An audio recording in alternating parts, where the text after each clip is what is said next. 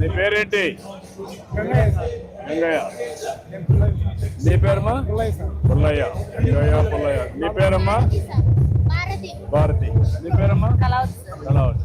మీరంతా ఒకటే కుటుంబం, వేరు వేరు కుటుంబాలా? అంటే అందరం అక్కడ ఇక్కడ 2 కుటుంబాలు సార్, ఇక్కడ వేరే.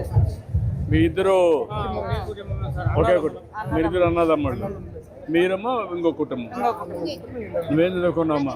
10th అయిపోయింది సార్. 10th అయింది. నువ్వమ్మా? ఇంటర్ వరకు. మీరేం చదువుకున్నారా?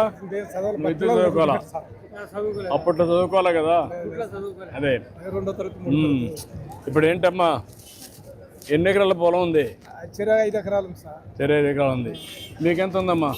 మాకు కౌలు భూమే సార్, 1.5 ఎకరా ఉంది. నీకమ్మా? 1 ఎకరా ఉంది. అంతా వీళ్ళిద్దరు తప్ప మీరంతా చిన్న రైతులు.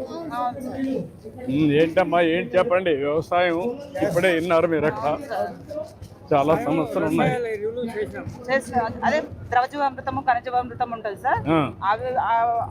అవే మాత్రమే పొలంలో వాడుతున్నాము. పురుగు మందులు వాడేది వాడడం సార్. మేమైతే ఇప్పుడంతా ప్రకృతి సేద్యమే చేస్తున్నాం సార్. ఓకే, నాకు దగ్గరగా ఉన్నారు. ప్రస్తుతానికి నిమ్మ పంట ఉంది సార్, నిమ్మ పంట. దాంట్లోకి నిమ్మ పంట వస్తున్నాయి కోతకు.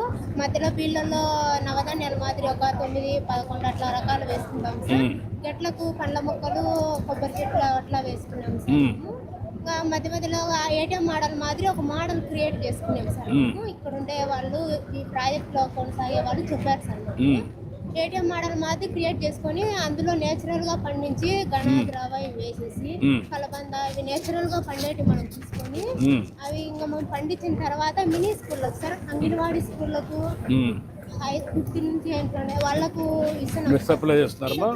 వాళ్ళకు మనము ఆరోగ్యం బాగుపడాలా, పిల్లల నుంచి బాగుపడాలా అనేది పిల్లలకు ఇస్తున్నాం సార్. ఇంకా ఉండే కొద్ది ఇంకా కౌలుకైనా తీసుకొని ఇంకా ఎక్కువ పెరిగి ఊరి వరకైనా చూసుకున్నాం అనుకుంటున్నాం. ఇప్పుడు ఎంతమ్మా నువ్వు చేసేది? 2 ఎకరా.